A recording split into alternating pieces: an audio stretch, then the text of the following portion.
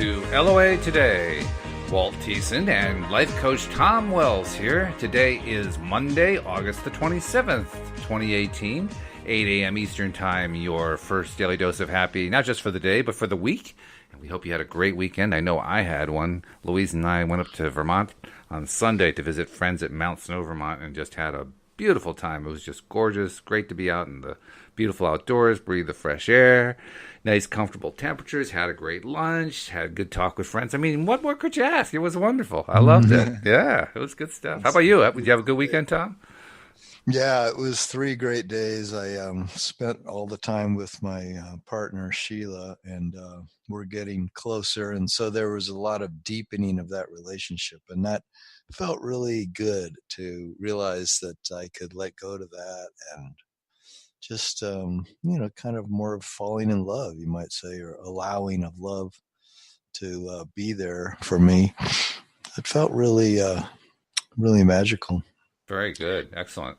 Yeah. When things come together, it always feels good, which is important because feeling good is what it's all about, right? That's being in alignment. You want to be in alignment so you can get all the good stuff. Yeah. And it's quite an interesting game when it comes to loving another person, at least for me, because it doesn't just fall together. It hasn't fallen together just like some ideal imagination of nothing but ease. It actually falls together through a little bit of ups and downs and ins and outs. So I shouldn't say that, but anyway, lots of ups and downs. And well, no matter how I say it, I'm in trouble here. But what we will say is you've been through a lot. That's for sure. Because yes. We know that just from all the topics we've discussed related to relationships over the last couple of weeks. So yes, yeah, you can watch my evolution there. That's right. Yeah. Well, hey, that's what I learned from one of our listeners when Louise and I met him a few months ago. He says, "I know everything about you." And I realized, yeah, you probably did. Yeah, that's what my partner was saying to me. She says, well, if anybody wants to know, what's going on in your life, they just tune in for this week's sitcom. Pretty much. Soap opera. The soap opera. But I try to say little actually about her. She doesn't want me to talk about her, but I am talking about what's evolving in my life, and half of the time lately it involves my relationship. Well, ultimately, anything that we're talking about is about you, and just as anything that I'm talking about is really about me, ultimately. Right. I mean, it's not really about somebody else. It's not about tattling or something like that. It's about, what changes do I need to make? How am I doing? What progress am I making? How mindful am I? How well am I meditating? It's all about, it's me. Yeah, it seems to be the topic of my life. me. But me. So it's a good thing. I like to care about others, and I do. Absolutely. But if I'm not balanced and aligned, then I don't have much to really give anybody else. That is the truth. That is really the truth, and it's the focus of the topic. I mean, the topic today: fully loving and fully living. Really, one goes with the other. If you aren't fully loving, if I'm not fully loving, particularly of myself, I'm not fully living. It took me a long time to learn that one, but it really is true. The more that I am loving of myself, not to mention loving of others, and that's certainly almost equally as important, the degree to which I'm doing those things is the degree to which I'm living better and having better life and enjoying life better, and simultaneously attracting more of the stuff that I want. And it's a formula that each of us has to discover on our own, obviously, but I'm finding that it's reminded me of the poem by Kahlil Gibran in The Prophet. I don't know how many of you are familiar with The Prophet, but it's, a series of writings that Kahlil Gibran, this poet from the Middle East, I guess, I'm not sure which country, Iran or Iraq or somewhere he was from, and each one of them is the telling of this prophet who was speaking to the people when he arrives on this ship, and as they gather around to listen to him speak, he talks about love and marriage and children and eating and drinking and work and joy and sorrow and all these different topics, buying and selling, crime and punishment, reason and passion. And I always remembered that the one where he talks about love, and I listened to this. I had it back in the day on a cassette tape, and I listened to it over and over back in the days of cassette tapes when I would drive on these long drives I would make for my business. And, the distances out here in the West are so huge that driving from Colorado to Utah to Idaho and back again could take, 8 hours, 12-hour drives. Oh, easily, yeah. And I would listen to this Kahlil Gibran, the prophet, a lot, and it always moved me so deeply.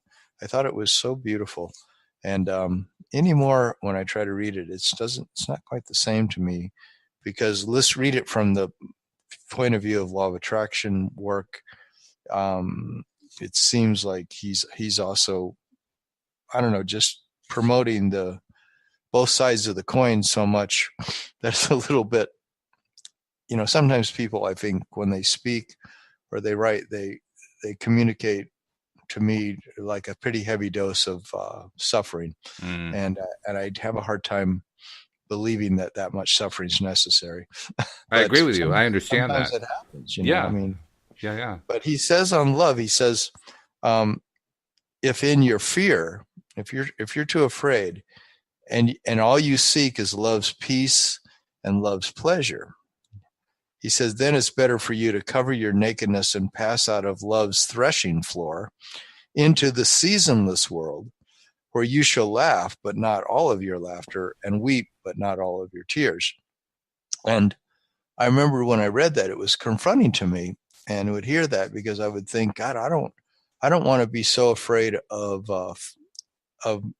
not always being peaceful and not always being in pleasure that I'm not able to experience the depth of what it means to fully love and fully live.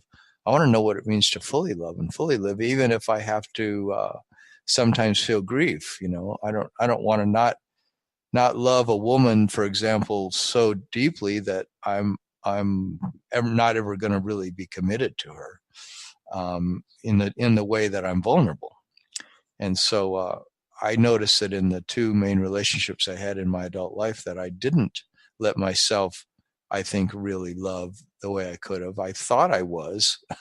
And I definitely experienced, being thrashed by love, in the sense of like, when you completely commit yourself, then you can feel vulnerable with the person to whatever their ups and downs are and your ups and downs. If you're not in that place where you understand how to maintain your alignment in a relationship. And so I was thinking about that a lot over this weekend, because being in this new relationship, it feels like I'm always being asked to be more present and more clear about, am I really there? Am I constantly keeping the door open to my fleeing the relationship, to my, like keep this wide open door that says, well, I could leave at any time I want. And I could come up with plenty of good reasons why I could, decide that this isn't going to work out, and I need to continue to look for somebody that's, more akin to who I am, and, this isn't the right situation for me, and I gave it my best shot, and now I got to go. And I've had that. I always keep that option open for myself. And this weekend, it was a lot of closing of that option and saying to myself and to her, I'm not, okay, I'm somebody you can count on a lot more than you could last week, in the week before. Okay. Well, I have to admit, I didn't know much about Gibran. I looked him up, and he's actually Lebanese American. He was from Lebanon. But you had the Middle East right. And I can't say I've read his writings in any great detail. I think I've heard of him. That's about it. But he's very famous. But I also would agree that there are a lot of writers, I would say the vast majority of writers who write anything philosophical or spiritual, who write primarily from a negative perspective with some positive built in, which always frustrated me because, I mean, I think I've understood for the longest time how important it is to focus on positives. I kind of forgot about it for a large chunk of my life, but I think I always knew it, to some degree, even if it was subconsciously. But when you get to the point where you say, okay, I'm really going to start doing this, and then you look around to see who's out there, it's pretty slim pickings. I mean, not just Gibran, just like almost any major author you can think of, going back over the centuries, is heavily oriented toward the negative. So it's not just Gibran. There's a whole bunch of them who have good things to say. It's not like there's no good things to say. It's just that there's a heavy negativity. Now, and this is understandable. I mean, in Abraham terms, we are in a world of contrast. We come here deliberately to experience the contrast. And experiencing the contrast means sometimes you're not going to enjoy it. But that's all right, because it's not like you have to enjoy all of it all the time. It's about coming here and deciding, well, yes, I like that, but I don't like that. No more of that, thank you. Yes, more of that, thank you. That sort of thing.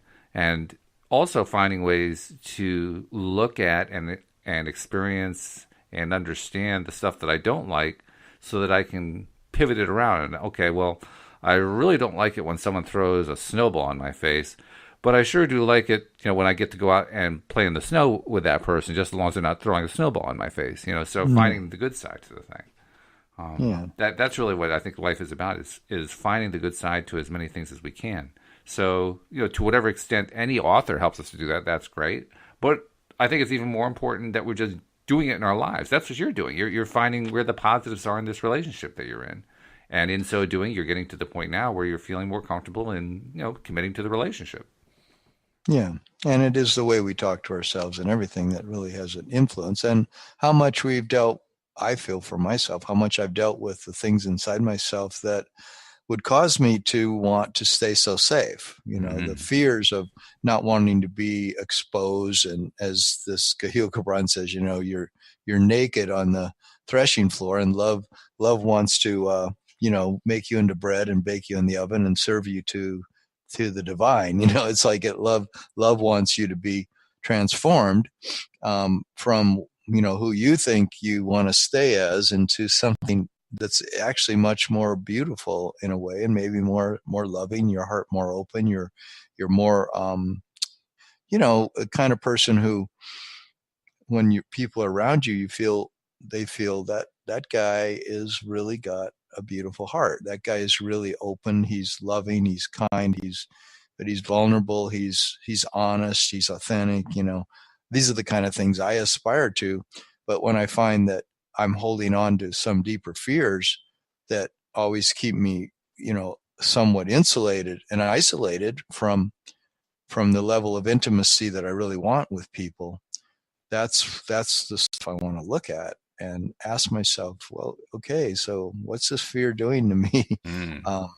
And even to know what the fear is, sometimes you don't even recognize, you just think, oh, I'm doing the best I can. And I've been saying that for years, but I think when I make myself available, like in this relationship, then I'm a lot more, I'm vulnerable, but I've got to be more honest with myself. And I find myself so many times I've said, would I rather stay here at my friend's house, this weekend, or would I rather go home, and take a break? And I'm starting to ask myself that, and finding that I'd rather stay with her for the sense of just and that's about a level of comfort, but it feels better to actually be with her than it does be fleeing back to my place, because there's nothing really at my place that I'm really longing for. I'm more content with her. And that's a good sign. Yeah, you're finding the better feeling thought. I'm finding the better feeling thought. I'm finding the better feeling just inside my body. And I'm really asking and I'm really just somehow making a transition to where I find a way to be with her that I don't have to keep that fear alive. Mm-hmm. That's what matters. And so living fully, living freely, fully loving, fully living. That's why I asked that question. My friend had asked me that question over the weekend. She said, what do you believe you could do to love more fully? And so I thought that was an interesting question. I've been sort of pondering it, like, what can I do to love more fully and to live more fully? And what do you think is involved with that too? I mean, that to me, that's the more primal question. What is it to live fully? What does that mean? Yeah. I mean, there are lots of ways you can approach that question, but for me, it's about how fully do I interact with source energy, because source energy really is love, and love is source energy. So when I look at it and understand it that way, now I'm looking at it in the context of, okay, I have a relationship with Louise, but I also have a relationship with source energy because that's where I come from. How do those two work together? And it actually turns out they work together quite well and quite consistently, and they've held together really nicely for the first 20 years of our relationship. And, yeah, but a lot of it has been, wouldn't you say that? Would you say that the fullness that you've achieved in your relationship, a lot of it has come by you being vulnerable in that relationship, or being? Well, yeah. I mean, I don't really like the phrase being vulnerable. I understand what they mean by it. Yeah. I think that there's an unnecessary negative context that gets included in there, because when we talk about vulnerable, what we're really saying in most of those contexts is vulnerable to being hurt. And I don't think there's any great virtue in being vulnerable to being hurt. Right. I think there's a lot of virtue in opening up. And I think I prefer to express it that way. You know, opening and being more available. I like the word available, being emotionally available. I think that's a good one. In fact, if I remember correctly, that was the phrase my wife used when she was looking for me.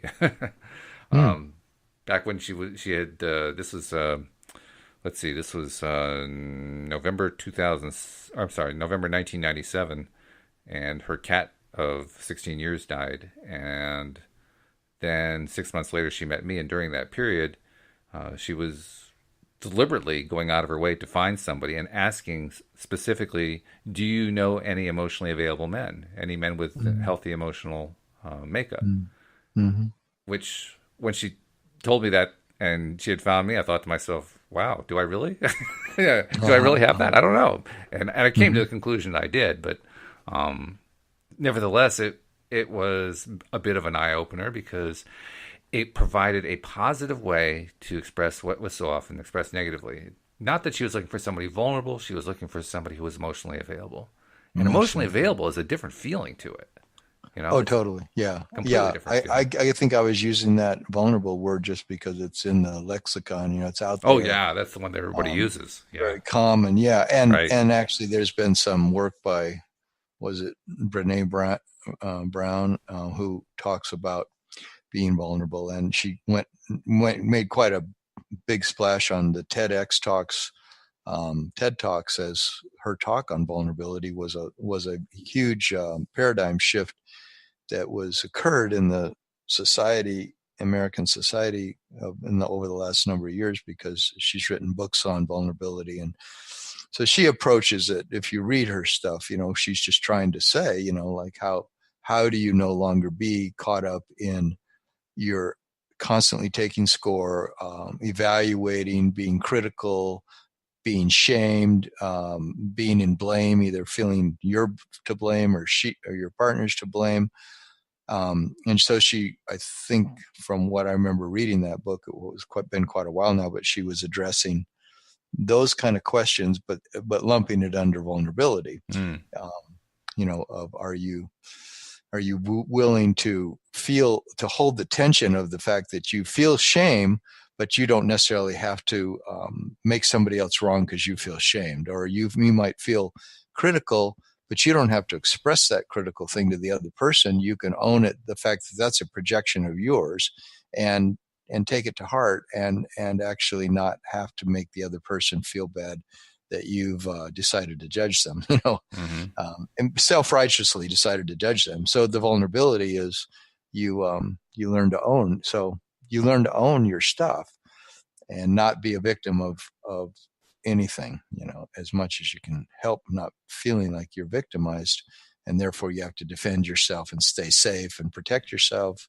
So you're really responding out of fear rather than out of the faith that there is something like love, and the faith that there is a source, a higher source who's orchestrating your life. And that's a huge part of it for me, you know, just believing and knowing and accepting the fact that everything that I want is in my vortex. And no matter who I'm with, in any situation I'm going through, there's something greater that is orchestrating things. and my need to protect myself as if I was a lonely actor out here on this stage of life is not really appropriate all the time to be in that protective mode.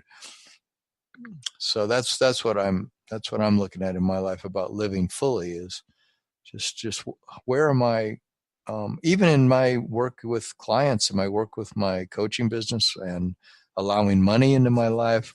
I mean, whatever it is, it's like, where am I being so protective that it's literally constricting the flow of love to me, the flow of abundance, the flow of beauty, whatever it is that I want more of in my life, that would make my life feel like I was living fully and I was loving fully. Mm-hmm. Yeah. Well, I agree. That's very important. And I would even take it a step further and say that very often, whenever people try to address the topic, kind of along the lines of what the author you cited did, we tended to, as we do with so many things, we tend to come at it negatively. We come from the negative perspective, and here are all the things I'm doing wrong, and here are all the things that are keeping me from what I want, and so forth. It's understandable. I mean, we live in contrast. What I think we want to go after, though, is we need to be finding more and more ways to think and live positively. And by living positively, I mean taking those phrasings that we come up with, taking those ideas that we come up with that we express in negative terms and flipping them around to their positive equivalents. Because when we do that, I think we change our mindset. Give you an example. You mentioned the higher self, which is a very, very common concept, and one that virtually everybody I know in law of attraction circles uses and believes in. And yet I resist that one. Not because I think there's not because I think that there's anything wrong with the other part of me or anything like that, but rather I just don't like thinking about it as the higher self. I don't like the label. And the reason I don't like the label is because, I mean, my understanding of the higher self is it's higher because the rest of me in the non-physical world is vibrating at higher rates. The low vibrations all happen here in the physical world. But there's also a little bit of a better than, worse than thing. So if you're in the non-physical world, you're vibrating higher, therefore you're in a better than place. Whereas if you're in the physical world and you're vibrating lower, you're in a less than place. And that to me goes against the grain, because if I really want to flip that around, if I really want to turn that into a positive, I have to express it as, you know what? In my physical life, I'm aiming to vibrate higher. I don't want to be thinking of myself as a lower energy being because I'm in the physical world, because all that's going to do is reinforce for me that I'm a lower energy being. It's true. Yeah. So I resist the idea of calling my non-physical side my higher self. Instead, I refer to it as my non-physical being, or the rest of me, or the other part of me. I don't put it above me vibrationally speaking. Because the moment that I put it above myself vibrationally speaking is the moment I'm putting myself lower vibrationally speaking. That's really good. So what do you call it? You know, my non-physical being. Yeah, I've been playing around with the rest of me. I like that, just kind of, you know, colloquially, because it's just kind of a fun way to say it. No, you know, it's the rest of me. Or sometimes I think of it as inner being, or sometimes I think of it as the other part, you know, the part that I don't see, the part of me that is playing a major role in life, but I just don't see that part of me. But I try to always keep it on an equivalent footing in the way that I express it. The way I express it may vary from, you know, show to show, from conversation to conversation, but I'm always trying to think of it in terms of me in my physical being equivalent to me in my non-physical. Well, that's good. Now, that doesn't mean that there's not a lot of power in the non-physical side of me. There is. There's plenty of power there. There's lots and lots of it. I just don't want to make it such a distinction that the only part of me that has access to all that power is the non-physical. Yeah, right. Yeah, interesting. Higher does imply lower. I use higher source self a lot, and I always do feel funny when I say higher, because there really isn't even a up and a down here.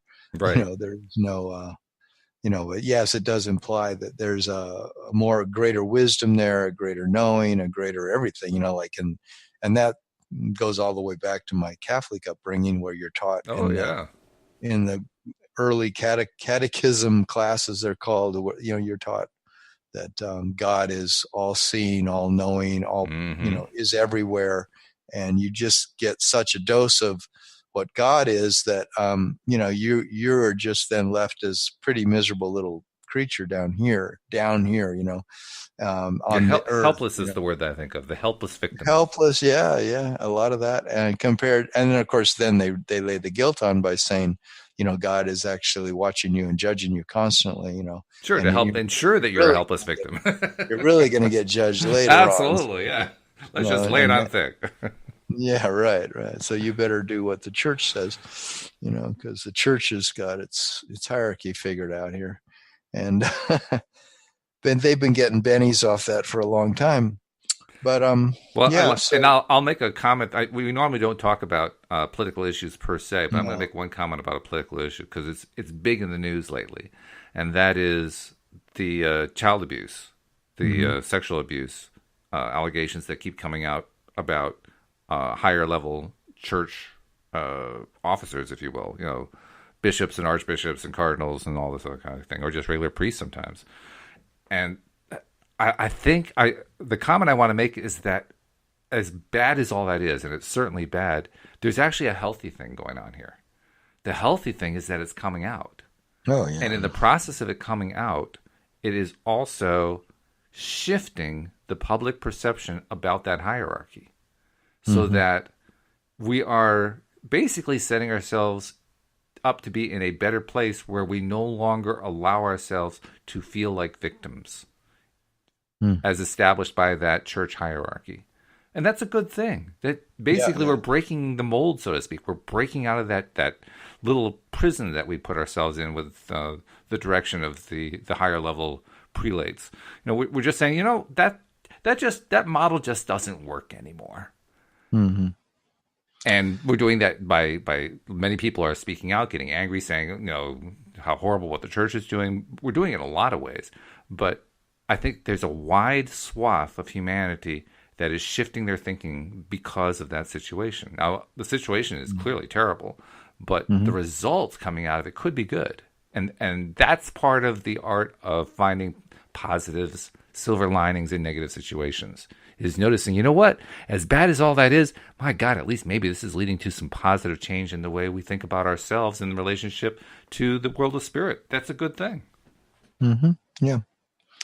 Yeah, it's empowering to not have especially when you start thinking of a priest as someone who also has clay feet, also lives on the earth and also is prone to all the same desires and everything that somebody who's not elevated into the status of being ordained by this special sacrament into this position. Because I remember growing up for me in a Catholic family, how sort of disillusioned and angry I felt that my mother bought in hook, line, and sinker to the idea that a priest or an MD who was sanctioned by the American Medical Association those were figures in her life that were to be believed and honored, and sort of she would sit at their feet, if a doctor said it was right, if any other kind of practitioner would have said something, I remember her explaining to me the difference between a quack and a real doctor.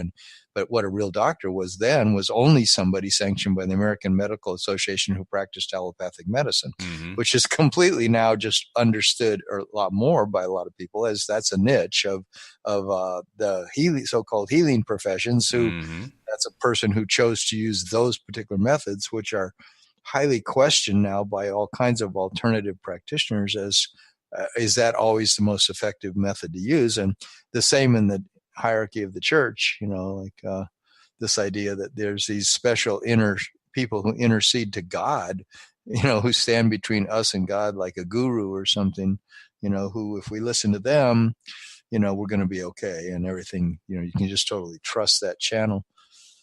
And now it's, this brings those things into question. So everything is coming back to personal empowerment. And to me, that's how you can live fully and you can love fully is when you own fully the fact that it's in your own chest, in your own heart. You have the ability to feel your connection to who you really are, and to know that connection and to nurture that connection through better feeling thoughts and through understanding what is it to be surrendered to how life is unfolding in a beautiful way for us. But yeah, I guess I still believe in a hierarchy, though, because I believe that there is some kind of a source self that is unfolding everything for me.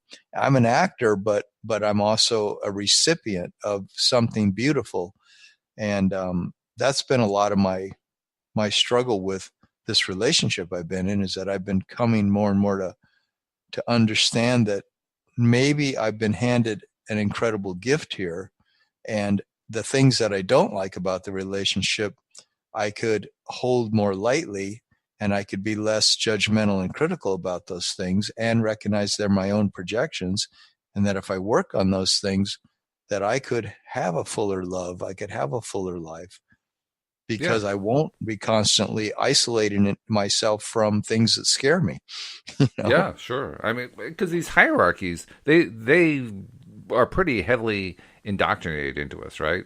We're very heavily indoctrinated by them. So expecting them to just go away is unrealistic, I think. And it's certainly not the experience of most people, that most people don't just reach a point where they say, well, the hierarchy doesn't work, I reject it, I'm throwing it out the window. No, it's more like a transitional thing. So really, once again, the Abraham thought, I think, is the most important one, which is, are you finding more and more better feeling thoughts? And I think that's what the process is where where religious hierarchy is concerned. Okay, well, there are parts of this I really don't accept anymore, so I am putting those aside and replacing them with other ways of thinking about it in terms of me being empowered. Well, that's progress. Even if the hierarchy hasn't gone away in your head, you've still made progress. And if you keep doing that over time, eventually the hierarchy goes away. It may take some time, but it eventually goes away. I call that self-empowerment. And to me, self-empowerment really is about letting go of the structures that we learned as young people from the adults who were trying their best to give us, the clearest way of understanding how the world really is, how it really turns, what is, right? It's all about the what is. And turning that stuff on its ear over time in ways that we can handle, in ways that we can grow within and feel good making the transition. Because if we do, then the transition gets made. The hierarchy does get upset. The old ways of thinking do get released, and we end up with a happier life. That to me is the route to a fulfilling life, is letting go of all that stuff. For you, that's living more fully and living more freely. Yeah, because the more that I let go of all that stuff, the more that I just am able to embrace the parts that are great, because there's so much good stuff in life. And it's about embracing that stuff. Well, the only thing that holds me back, Abraham teaches us pretty clearly, the only thing that holds us back from the things that we want is our own level of resistance. And that resistance is stuff that we absorb earlier on in our lives. It isn't what we're born with. It's just what we absorb during our lifetime. So how much of that can we let go of? The degree to which we let go, that's the degree to which our lives become fuller, more satisfying, more wonderful, more exciting. Mm-hmm. Yeah, and I've noticed a lot that this whole idea of the way that I talk about things, which is the telling of a better feeling story, has a lot to do with what I allow then to unfold, because I think that's one of the biggest things I've learned from the Abraham type of work, is the law of attraction work, is how am I framing this thing in the way I'm talking to myself about it? I find myself in a way doing that constantly in this relationship I'm in. I'm finding ways to talk to myself that take me off the ledge of the fear. You're talking yourself down. That's good. You're talking yourself off the ledge. Right. Yeah. And in the process, I keep myself from being a person who would feel like they have to act out in a aggressive way or in a negative way with her, because my buttons are getting pushed so strongly. And instead I say, well, how would I prefer to be dealing with this? and what feels better, and what are the positive things that I'm experiencing here, and where's this negative stuff coming from, and starting just to get in a position more and more where I can see. I just love the idea that I'm 100% responsible for everything in my hologram. So everything in my life experience is somehow my projection. Yeah. I'm projecting it out onto the screen of life, you might say. And there's this is who shows up, and this is what they show up. This is the traits and qualities they show up with, and this is how I react to that. And all of that is my creation. And I've talked about this recently in other podcasts, but I'm creating all that for a reason. I'm creating it all because that's what's working for me right now somehow. And then if it's not what I want, then I got to really ask myself, well, so why would I be creating that right now? It's got to be something there for me to look at, So if I get feeling really bummed by it, or really fearful by it, or really angry because of it, then those emotions are telling me that Source doesn't see it that way. And how does Source see it then? Because if it's pushing my buttons like that, how would Source possibly see this? And so, begin to ask myself those questions. And when I'm feeling my way more than I used to, I'm instead of just like trying to logically understand it, I'm feeling what feels good to me. Yeah, that's like a good step. Earlier I was saying, does it feel better for me to say to my friend, I've got to go home. I've had enough for the weekend. This is too much intimacy for me. I need a break. Or do I say, do I get to the point where I can feel really clearly I guess there is no reason for me to run away from her. This is actually, there's a level here of tension, but this is something I want to look at deeper. I want to feel into this more. And we do a lot of that. We talk together to the point that we really feel into what's going on with each of us. And I like that, because love seems to spring from that. As we get deeper into our conversations. I'm sure you've experienced that many times with Louise. When you have a conversation around an issue that is, pushing one or both of your buttons, but you deal with it in a way where you own the fact that those buttons are getting pushed. Okay, there's anger, there's sadness, whatever there is, but let's stay in this conversation and find out, where's the love here? Where's the understanding? Where's the compassion? Am I really listening to her? Is she really listening to me? Are we really getting each other here? Or are we just having a knee-jerk reaction because we're afraid or because we're sad or something? I read something interesting yesterday. You know how Abraham Hicks puts out these daily quotes? Usually drawn from one of the workshops or something like that. But there was a really interesting one in yesterday's, and I think it kind of relates to this one. It actually comes from a very old workshop dating back to August of 1998, which is also the summer that Louise and I were getting to know each other. And that the quote says this: "Make more decisions in every day." Oh yeah, I love that one. Because a decision is a summoning of life. That's why a little chaos is good for you, because often you don't make a decision until you get yourself in a jam.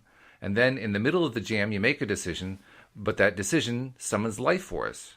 Have you ever been a place where you couldn't quite make up your mind, and then you just sort of felt limp? Oh, I don't know. And then you decide and you felt alive again? We want you to know that you'll never get it done, so don't approach this from, I got to get on this, because you're not ever going to get it done anyway. And the other thing we want you to know is you cannot get it wrong, so make a decision and let it flow. And the nice thing about that approach is, if you're insisting on making a decision in any situation where you're feeling angst, even if it's the quote wrong decision, you'll find out really fast. It's not like you have to wait years before you find out, oh boy, that was the wrong decision. Yeah. But when you don't make a decision, when you just kind of, when not just you, I'm not pointing this at you, when one doesn't make that decision, when one just kind of gets angsty about it. I have so much angst about this. Oh, geez, I don't know what to do. This situation. Is this going to change? Am I going to feel better? Is it about me? Is it about her? What's going on here? it's a non-decision mentality when we're in a mentality like that, and really it's an opportunity and an invitation to us to make a decision and just try it and see what the decision produces. And if you don't like the result, then you can make a new decision. You don't have to Yeah. keep sticking to that one bad place. You can keep changing by making new decisions. Mm. I'm trying to make that a point in my life now. Just make the decision. Pick something. Flip Yes. a coin if you have to, but do something. Make a decision. And once you make the Yeah. decision, see how it works out for the next 2 minutes, or the next Mm-hmm. 5 minutes, or the next 10 minutes. And if you don't like it, we'll make a new decision. Mm-hmm. And keep making decisions until you find a path that is working out better. You're like, oh, yeah, I like this one. I'm glad I made that decision. Great. Now you got your decision the way you want it to be. Mm-hmm. The worst place to be in is where we're just in that, oh, geez, I don't know what to do. What's causing this? I don't understand. Because you never make a decision in that place, Mm-hmm. Yeah, it's very interesting. It's like one of those really, and to me, it's a really deep point about living is this thing about making decisions. And I remember how that quote was so powerful in my life about 4 years ago when I was going through the major transition of changing my life of suffering and angst, much more suffering and angst, into a life of incredible relief and ease when I was really diving into the work of Abraham so solidly. This is now almost 5 years ago, but I was listening to them constantly, and I was literally transcribing Abraham segments over and over again into this notebook, because each time I would write one out in longhand, I would learn so much about what I really wanted in life and where I've been at and how I've been shooting myself in the foot, so to speak, by the way that I would act and think. And that particular quote was huge to me, because I've had a problem, I feel, my huge amount of my life with decisions, when I go into my head and I get too analytical about things, and I'm trying to figure it out rather than feel my way through it. Rather than go into my heart, I go into my head, and then it's like I'm weighing pros and cons, and I can come to the point where making a decision seems impossible almost, and or I don't even recognize there's a decision to be made. It was funny. That's the bigger risk right there. Yeah. I mean, there are times when we're not sure what the decision is, but at least we can flip a coin. If you don't know there's a decision to be made, that's a tough place to be, because you don't realize, oh, I got to at least flip a coin. I got to do something. When you get back to this question of living fully and loving fully, this is one of the essential building blocks of that way of living, is it being good at making decisions, or being willing to make decisions. Like you say, even if you find out right away that wasn't the right way to go. But like when I'm working on my career, for example, if I want to create a new program, a new project, and I get stuck in indecisiveness about what's the next step for me, and I think that I've got to wait until this impulse comes from on high, so to speak, as we call that, on high. But when this impulse comes from source that tells me what to do next, I find sometimes I can be waiting a really long time. And the thing is that when I just decide I'm just making a decision and I'm going to just do something, and I don't know if this is the perfect impulse, but I'm going to go ahead and act, and it feels pretty good, and there's a lot of things pointing in this direction.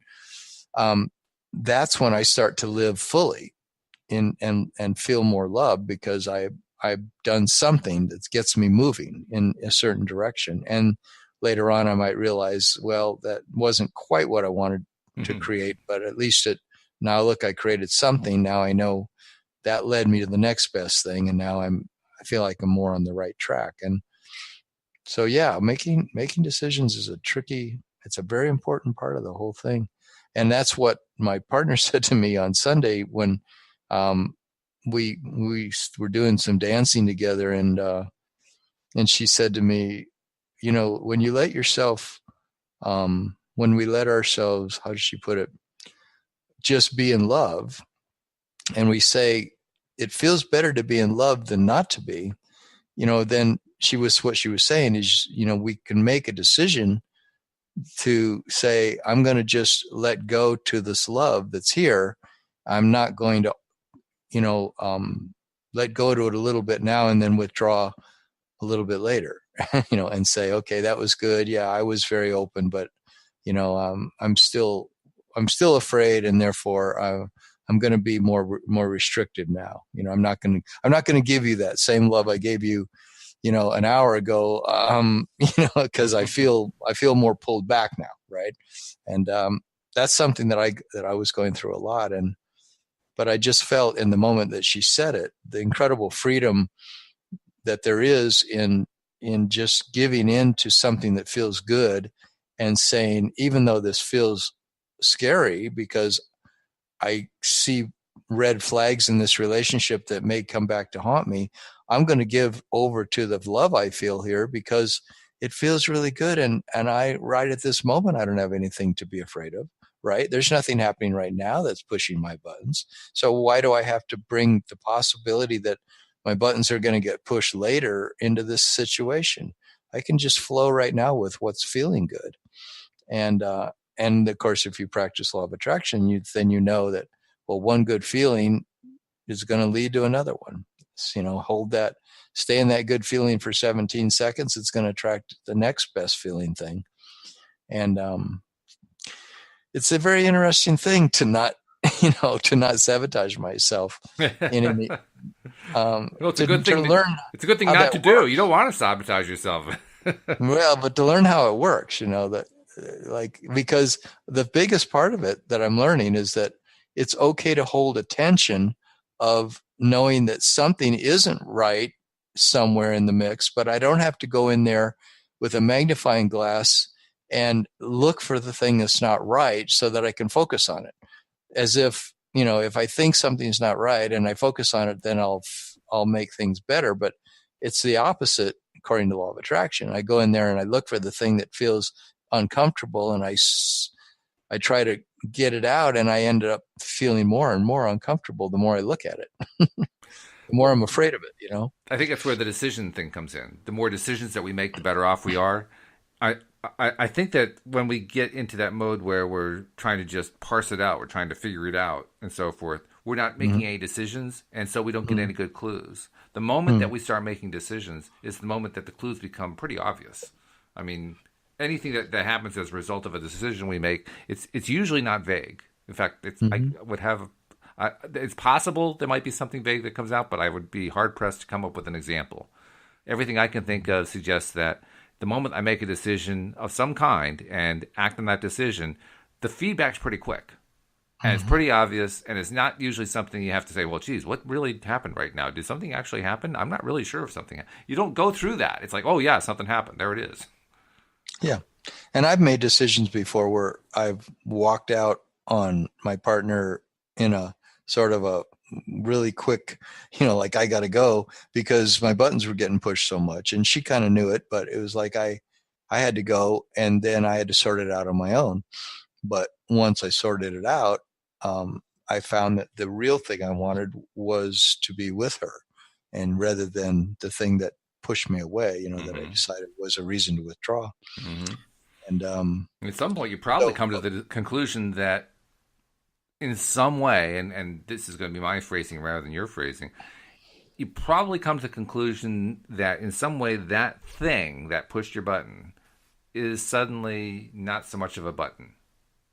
And I think that happens through the decision-making process rather than through the analytical process. I think the analytical process actually builds up those negative consequences and those difficult situations and painful. Well, if I leave whatever I leave on the front burner, so to speak, of my stove is a thing that's going to really be boiling, and that's the thing that I'm cooking, And right. So if I'm cooking my concern about the red flag, I feel in some way that she responded to me, or something, I think a trait that she has that bothers me, and I put it on the front burner and I focus on it, then it's going to force me to make a decision at some point because I'm putting so much focus on it. Like, is this a make or break aspect of this relationship, which, if it's not resolved, then I can't be in this relationship. And I found that I can put those things on the back burner rather than just put all this focus on them. And it's sort of like if you have a physical symptom and you're ill and you just focus on how bad your headache is, and you just keep focusing on how bad your headache is and how bad your headache is over and over again, sometimes that's not the best, or maybe you could say all the time, All the that's not time, the I would best say, yeah. place to focus, because if instead you said, well, I have a headache, but I'm not going to really focus on it. What can I focus? Oh, I think I'm going to watch a movie, and I'm going to take, another Advil, and I'm going to just sort of get my focus off my headache and just onto this movie. And I hope it just sort of dissipates. And lots of times it does, Oh, if I yeah. get my focus onto something that really is a lot different of a focus, sometimes I do find that to be a wonderful way to get rid of symptoms, put it on something that feels better. And that is the bottom line of what is taught in law of attraction. Mm-hmm.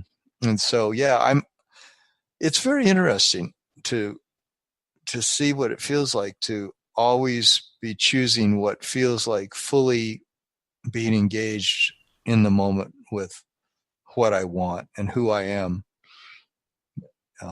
Anyway, it's just a topic that I feel it's kind of an endless discussion. Well, yeah. Well, obviously, it's also very big in your life right now. So, with topics of that kind, we tend to go around and around and around and around on them. That's why it becomes the endless topic. The funny thing is, it actually isn't endless. It ends when we start taking action. Then all of a sudden, it becomes a new topic, and it's the new topic is different from the old topic. And I think that's what Abraham's getting at. I mean, they said that a decision is a summoning of life. That's why a little chaos is good for you. So that's the first part about that, making the decision, right? Yeah. And then later on, they say, have you ever been in a place where you couldn't make up your mind and you just felt sort of limp? And then you decide and you felt alive again. Well, that's the process of being in an analytical state, trying to find which way do I want to go, what's my feeling, and so forth. And then you take the decisive action, and boom, all of a sudden, the whole thing is shifted. Now, we tend to think about it in terms of, well, the problem never really went away. But actually what happened is the problem changed. The problem changed and morphed in some way. And when we start noticing that, when we start noticing the morphing, now we're finding our way out. Yeah. And sometimes we look back at the thing that was the problem, and even though we didn't address it head on, we sort of sidestepped it and went into a better feeling place about some other topic. Right. Then sometimes a little while later, we look back and that thing that was a big monster before, a big monster problem, is no longer there, or it's much smaller. And I think the thing of making decisions consistently is actually one of the key cornerstones of having a full life where you're living fully and you're loving fully, because in that willingness to be engaged in life, because you make decisions rather than sit around and wonder, how can I ever have what I want? How will I ever get what I want? I mean, what can I do? I don't feel like acting. I better wait. Instead of just saying, well, I'm going to try this. And then you try that, and then you say, okay, that took me to this place, and I'm going to try this. It doesn't mean you're constantly doing. Sometimes there's a lot of caution in the world of law of attraction about being a doer constantly, but there's also a lot I've noticed that Abraham has said about making those decisions and getting on with it and being in your life, living your life out loud, rather than, always being too careful or waiting too long or hesitating too long, Oh, yeah, absolutely. I would say that is a good summary of my own life, because so much of what I go through where I'm trying to make that decision, and it becomes angst and it becomes frustration or anger or fear or whatever else that's not a positive emotion. That experience is really all about daring to take an inspired action. And you're right, it doesn't have to be a physical action. It can also be a thought action. It can be an emotional action, because all of those things really qualify as actions. You don't have to get up and take a walk in order to be taking an action. So once I look at it that way, then I begin to realize every time that I find myself in that place of not quite daring to take an action, all I'm really doing is setting myself up for more frustration and failure and fear and dread and anxiety and all that other stuff. I'm actually much better off just saying, go boldly. Just go. Go boldly. Pick something and go with it, and just do it. Do it like you believe it. Mm-hmm. And when I do that, that becomes the true inspired action, because now I'm not overthinking it. Mm-hmm. Overthinking is probably our biggest enemy, as Joel has repeatedly informed me of and told me, like, wow, he's so proud of how much I've gotten to the point where I'm not overthinking stuff anymore. Well, it's true. I'm not overthinking stuff as much anymore. I'm now taking much more deliberate action. Like, you know what? Screw it. Let's just go. I don't know if that's the right way to go, but I'll find out quickly. It's not like I'm not going to know. It'll inform me very fast whether or not that's the right way to go. And if it's not, I can shift direction. That's the good news. I can shift direction. Once I make a decision, it's not permanent for the rest of existence and all time. Yeah. I can shift it 3 minutes from now. Mm-hmm. That's a good thing. That's power. Yeah. Yeah. And, there's a time for waiting for an impulse and not acting, because it just doesn't feel right, and then at that time, sometimes we turn our attention towards, well, I'm going to go for a walk instead of right now making this decision. And then when I get back from my walk, I'll see how I feel about what I want to do next on my project. Sure. I feel like I do that a lot because I guess it's somewhat, maybe a lot out of fear, that if I act too quickly or act rashly, I might do the wrong thing. And then I guess I learned a lot when I was a kid that, that I had to do everything so perfectly each step of the way that I'm afraid to make mistakes. There's a big part of me that's afraid to make mistakes, but I think that's a key part of living fully and living freely is the willingness, like you say, to just make a decision. And if it's not ever really a mistake, it's just a learning experience that you have along the way. Exactly. And it's only a mistake if you judge it, like saying, "Oh, I'm bad that I did that," or "I'm wrong," or this screwed me up, and now I got to undo this thing I did. And right, that's the Abraham message, right? You can't get it wrong, and you'll never get it done. You can't get it wrong means you really can't ever make a mistake that is something to beat yourself up about. You may make it. If you take the word literally, mistake means to miss a take, to take a direction that you really didn't want to take. That's not a flaw. It's just simply I don't really like the choice I made, so I get to make another choice. If you look at it that way, now there's no such thing as a mistake anymore. Not in the sense of, oh my God, I made a mistake. Oh, how terrible. I'm so critical of myself because I made this mistake. No, it's now, oh, that's not where I wanted to go. Well, I'll just turn left instead of going straight. No problem. Yeah. It's like if you're making a movie and you do a take, and the take doesn't work out right, then they do another one because they had a mistake. Right. Yeah. You're just doing another take. You're doing another take of scenes. Yeah. Speaking of takes and mistakes, I want to take a moment here to put a message out that we're putting out with every podcast, which is all of our subscribers, all of our regular listeners, we're asking you to post on your social media channel something about LOAtoday.net and use that phrase, LOAtoday.net. We are seeing significant increases in listenership, and it's happening in a large part because a small minority of our listeners are doing exactly that. So please take a moment to post because it really is helping more and more people find out about this great daily dose of happy that you can get. And for those of you who are not yet subscribers, just go to the homepage of our website at LOAtoday.net and you'll find instructions on how to become a subscriber. It takes a minute, and once you do, all of the episodes come flowing right to your smartphone where you can enjoy them every single day. And Tom, for somebody who needs a more personal approach, how can they approach you about a little coaching? Well, I like to offer people a free half hour so they can talk with me for half an hour about some situation in their life that they would like to get help with, get coaching about. And so I offer a free half hour if you go to my website, which is called youarejoy.com, with the 3 words, youarejoy.com. And there's a place there in the menu. You can sign up for the free half hour, and then from that you could decide if you wanted to do further coaching with me. Sounds great. Tom, it's been a pleasure. I look forward to talking to you on Friday. Yeah, we'll see you then. We'll have a great week. And we'll see you as well next time here on LOA Today. Goodbye, everybody.